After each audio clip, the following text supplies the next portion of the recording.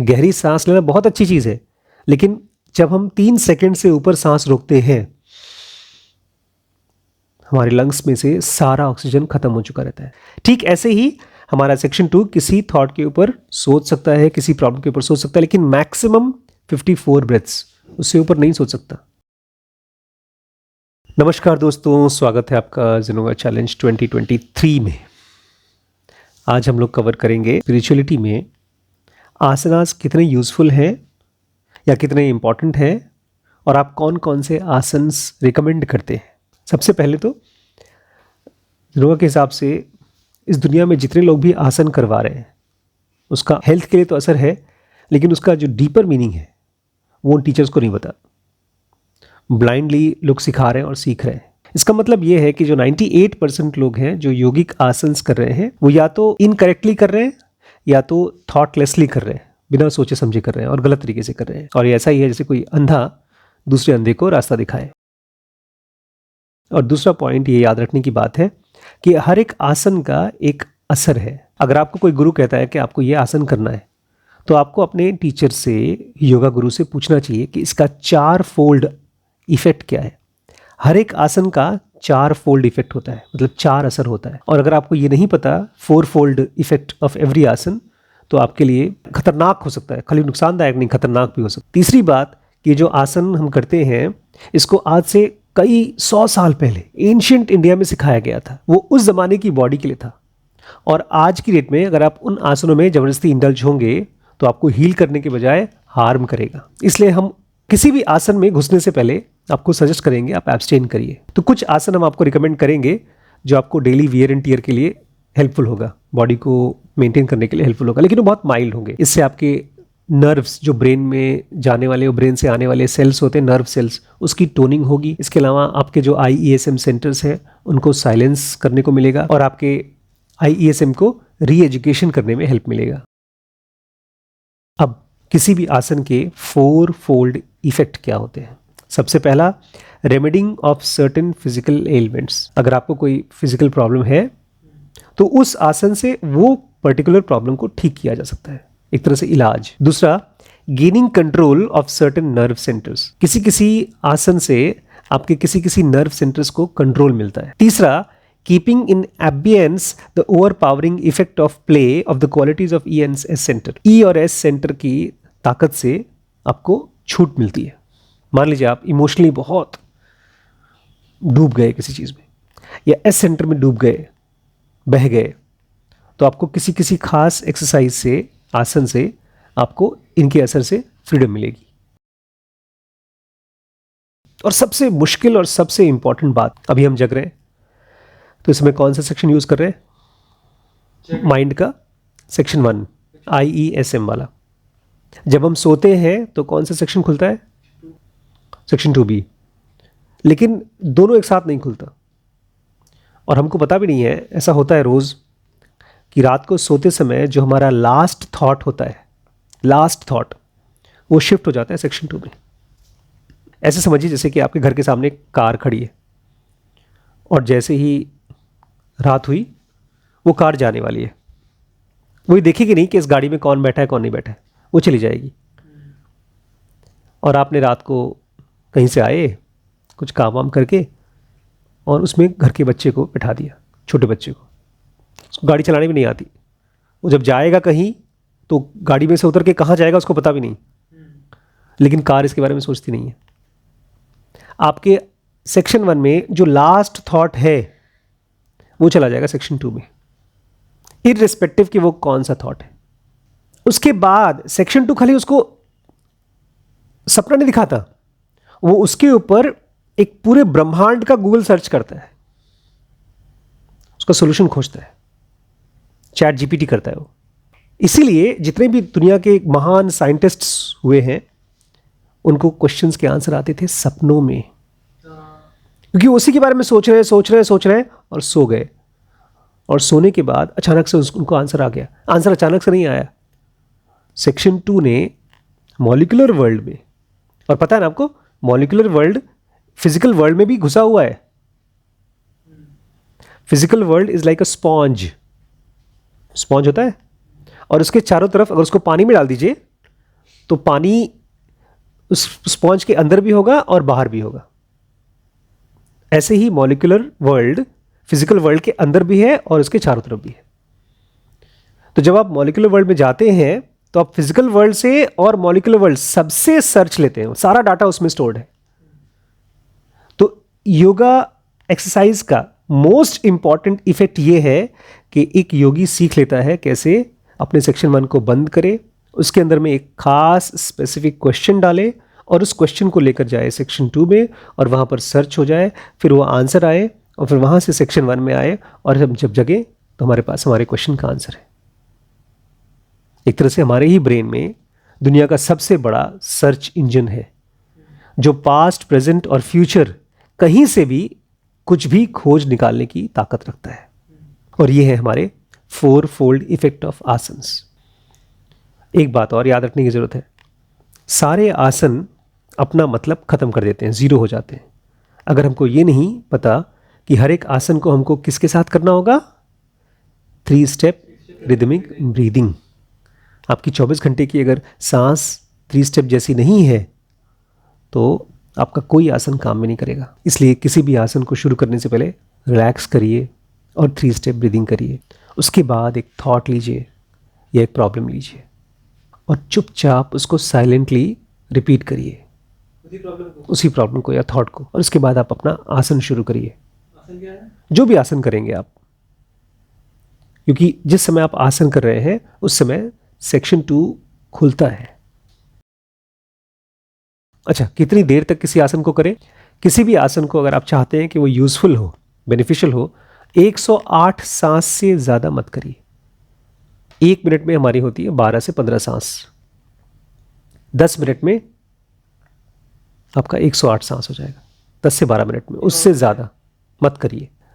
दुनिया में लाखों स्क्वायर टन हवा है, लेकिन हम सांस कितनी ले सकते हैं? जितनी हमारी लंग्स की कैपेसिटी है ना। हमारे सामने ढेर सारा बुफे फैला हुआ है, खा कितना सकते हैं? जितनी हमारी खुराक है। ठीक ऐसे ही आप चाहे तो घंटों कर सकते हैं, अपनी बॉडी को फोर्स कर सकते हैं। आदमी ओवर ईट करता है, देखा कितने यूट्यूब चैनल हैं, लोग इतना इतना खाना खाते हैं, लेकिन फिर भी बेस्ट ये रहेगा आपकी खुराक मैक्सिमम किसी भी आसन को करने के लिए 108 ब्रेथ, उससे ऊपर नहीं। आपने इसको मारा तो आपके मन में थॉट है कि मैंने इसको क्यों मारा, मैं इसको कैसे सॉल्व कर सकता हूँ, इसको फ्यूचर में कैसे ठीक कर सकता हूँ। एक थॉट जिसके ऊपर आप गहरे में सोचना चाहते हैं। किसी भी चीज़ को एक्सेस में करना खराब है। आसन भी 54 ब्रेथ से लेकर के 108 ब्रेथ तक कोई भी आसन करते हैं तो जस्टिफाइबल है। अगर आप 36 ब्रेथ तक करते हैं तो भी अच्छी बात है, ज़्यादा करने की ज़रूरत नहीं है। 36 ब्रेथ मतलब मुश्किल से कितना, 3 मिनट, चाहे वो 3 साल भी क्यों ना, कोई भी प्रैक्टिस, मैक्सिमम 108 ब्रेथ। अब थोड़ा सा इंटरेस्टिंग पार्ट, ये 4-fold इफेक्ट कैसे काम करता है और क्यों 3 स्टेप ब्रीदिंग बहुत ज़रूरी है, और किसी थॉट को लेकर के उसको सेक्शन 2 में डालना बहुत इंपॉर्टेंट है। अगर जब भी आप कोई आसन करेंगे सही तरीके से तो आपको किसी खास नर्व सेंटर्स का कंट्रोल मिलेगा। तो 12 से 24 ब्रेथ्स के लिए आपका ई और एस सेंटर बंद हो जाएगा, खाली आई सेंटर खुला रहेगा। और जब भी हमारा ई और एस सेंटर बंद हो जाता है टेम्परेली भी, तो हमारा सेक्शन 2 भी खुल जाता है। और उस समय अगर आप कोई थॉट है आपके पास ब्रेन में तो पहुंच जाता है सेक्शन 2 में। और आप जो आसन कर रहे हैं, जो प्रैक्टिस कर रहे हैं, वो 12 से 24 मैक्सिमम 54 ब्रेथ तक, 54 ब्रेथ तक आप कंटिन्यू कर सकते हैं और उसके बाद आप रिलैक्स करेंगे। इस बीच में सेक्शन 2 ने उस थॉट को, उस क्वेश्चन को आंसर खोज लिया है और वो आ जाएगा सेक्शन 1 में। और अगर आपने कोई थॉट रेडी करके रखा नहीं है तो जो लास्ट स्ट्रगलिंग थॉट है वो वहाँ चला जाएगा। जैसे अगर आप किसी बात को लेकर परेशान हैं, आपने उसको क्वेश्चन नहीं बनाया, आप उस थॉट को लेकर सोएंगे और वो चला जाएगा नींद में। पर जब वापस आएंगे तो उसका आंसर नहीं मिलेगा आपको। वो स्ट्रगलिंग थॉट है, गुस्सा आ रहा है मुझे, मान लीजिए जैसे मैंने आप लोगों से कहा कि आप लोगों को पढ़ाई करनी चाहिए, कोडिंग सीखनी चाहिए, और उस बात से आप हो गए हर्ट। अब आप गुस्से में सो गए। आपने उसको क्वेश्चन नहीं बनाया, क्वेरी नहीं बनाया, सुबह उठे बस एज इट इज डिस्टर्ब्ड है, बल्कि वो डिस्टर्बेंस और ज़्यादा गाढ़ी हो गई, क्योंकि रिलैक्स होकर के आप जब उठे तब और ज़्यादा आप कंफ्यूज्ड हैं। देखिए वो सबकॉन्शियस माइंड में सेक्शन 2 में जब गया जहां से आपको हेल्प मिल सकती थी। ये ऐसा था जैसे आप बैंक में गए, वहां से आप पैसा निकाल सकते थे, वापस आ गए, 1 रुपये नहीं मिला, और एक बार आपको आंसर मिल गया आपके क्वेश्चंस का, तो आपका आसन का पर्पस सॉल्व हो गया। इसीलिए वो आसन किया गया था। मान लीजिए कुछ लोग बोलते नहीं नहीं कोई फर्क नहीं पड़ता, हम खूब देर तक आसन करेंगे, और सेक्शन 2 बहुत देर तक खुला रहे, कोई फर्क नहीं पड़ता। हो सकता है आपको अच्छा लगे कि मैं बहुत देर तक कॉन्सेंट्रेट कर पा रहा हूँ। इसको याद रखिएगा, गहरी सांस लेना बहुत अच्छी चीज़ है, लेकिन जब हम 3 सेकंड से ऊपर सांस रोकते हैं, हमारे लंग्स में से सारा ऑक्सीजन खत्म हो चुका रहता है।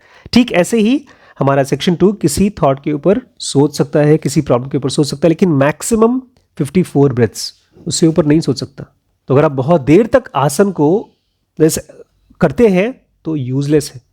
ये ऐसे ही है, जैसे आपने गाड़ी चालू की, आपको यहाँ से लखनऊ पहुँचना था, आप लखनऊ पहुँच गए और गाड़ी चालू करके रखा है। क्यों? बस हमारी गाड़ी हम चालू करके रखेंगे।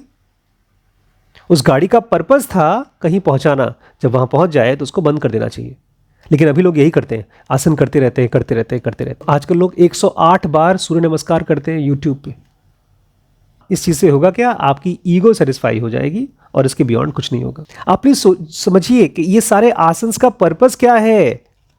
आपका ई और एस सेंटर शांत हो सके, आपके नर्व सेंटर्स पे आपका कंट्रोल हो सके, और आप किसी मुश्किल क्वेश्चन का आंसर खोज सकें जो आपका डेली लाइफ में आंसर्स नहीं मिल रहा है, किताबों से आंसर नहीं मिल रहा है, किसी फ्रेंड से आंसर नहीं मिल रहा है, किसी कॉलेज से आंसर नहीं मिल रहा है, वो आपको सेक्शन 2B से आंसर चाहिए था। ये आपके आसन का पर्पस है। जैसे ही आप सेक्शन 1 का दरवाजा बंद करते हैं, सेक्शन 2 का दरवाजा खुल जाता है। सेक्शन 1 मतलब ई और एस सेंटर, और ये मैक्सिमम 54 ब्रेथ से कर सकते हैं, उसके ऊपर नहीं कर सकते। और जब आपका आसन पूरा हो जाए तो आप रिलैक्स करिए और 3 स्टेप करिए।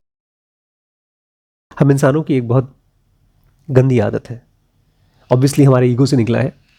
हम लोगों को लगता है कि एक बार हम साधना करें, तपस्या करें, तो भगवान आए और हमारी हेल्प करें। चाहे एक बार में, चाहे 10 बार में, आते क्यों नहीं भगवान? जो एब्सोल्यूट है, मतलब जो ग्रेटेस्ट गॉड है। कभी अगर हम लोगों को ना कोई पहाड़ देखें, आप, इतना बड़ा होता है पहाड़ कि हमारी आंखें उसको पूरा देख नहीं पाती। और ये सब कहाँ है? धरती पे। और धरती है पूरे सोलर सिस्टम में, और सोलर सिस्टम है हमारी गैलेक्सी मिल्की वे वगैरह में, ये सब है यूनिवर्स में। और इस तरह के करोड़ों अरबों यूनिवर्स हैं। वो सब यूनिवर्स डिवाइन फ्रैगमेंट के लिए एक कतरा जैसा है, जो एब्सोल्यूट गॉड है। और हम चाहते हैं कि हम ऐसे आंख बंद करें, पूजा करें, और खट से हमारी सर्विस देने के लिए आ जाए भगवान। ये ऐसे ही जैसे कि हम बोले मोदी को बुलाओ, आता क्यों नहीं मोदी? क्या अभी भी हमारा थॉट्स छोटे बच्चों से ऊपर निकलेगा कि नहीं निकलेगा? बचकाने थॉट्स क्यों हम कर रहे हैं? और किस दिन हम ये चीज़ एक्सेप्ट करेंगे? इस क्रिएशन में हम एवोल्यूशन में बहुत नीचे हैं। हमारा जो ओहदा है ना, बंदर के ऊपर जरा सा है बस। हमसे कहीं एडवांस्ड स्पीसीज, एलियंस नहीं, स्पीसीज और डिवाइन बीइंग्स हैं। इसलिए जब भी हमको हेल्प करने के लिए कोई आएगा तो मोस्टली अवतार आएगा। महाअवतार भी नहीं आते, अवतार आते हैं। और अगर आपको मेरी ये बात सुन करके हर्ट होता है, अच्छा हमारे भगवान महाअवतार नहीं है, द ग्रेटेस्ट गॉड इनकारनेशन नहीं है, तो मैं आपसे माफ़ी चाहता हूँ, बट ये सच है। जो ग्रेटेस्ट गॉड है उनको पैदा होने की ज़रूरत नहीं है दुनिया में। धरती ले लीजिए आप, इसमें कितने इंसान हैं? करीब 7 अरब 8 अरब है। और कितने जीव जंतु हैं? उसी को मल्टीप्लाई कर दीजिए हज़ारों करोड़ों से, तो जितने नंबर आपको मिल गए उतने यूनिवर्स हैं दुनिया में। और इसमें से कुछ ऐसे हैं जो हमसे बहुत पीछे हैं अभी एवोल्यूशन में, और कुछ हैं जो हमसे बहुत आगे हैं। इस ब्रह्मांड में कोई भी चीज़ सुपर नेचुरल नहीं है, चमत्कारी नहीं है। जो हमको और आपको सुपर नेचुरल लग रहा है वो नेचर का ही एडवांस नेचर का पार्ट है। जैसे जानवर के लिए टीवी सुपर नेचुरल है, कार एक जानवर से बहुत तेज़ उड़ती है। एक जानवर हवा में उड़ता है तो बस पंछी उड़ पाता है, बाकी जानवर नहीं उड़ पाते, और एक साथ सारे जानवर नहीं उड़ते, तो उनके लिए सुपर नेचुरल है। बट हमारे लिए नेचुरल है। नेचर की फोर्सेस को हार्नेस करना सीख लिया है हमने। तो जब आपका 4th सेक्शन माइंड का डेवलप होगा तो आप नेचर के सारे लॉज को, सारे सुपर नेचुरल लॉज को समझ जाएंगे कि वो भी पार्ट ऑफ नेचर है। लेकिन तब तक आप अपने आसनों को यूज़ करिए सेक्शन 2 को खोलने के लिए और अपने मुश्किल क्वेश्चंस को डिकोड करने के लिए। ठीक है?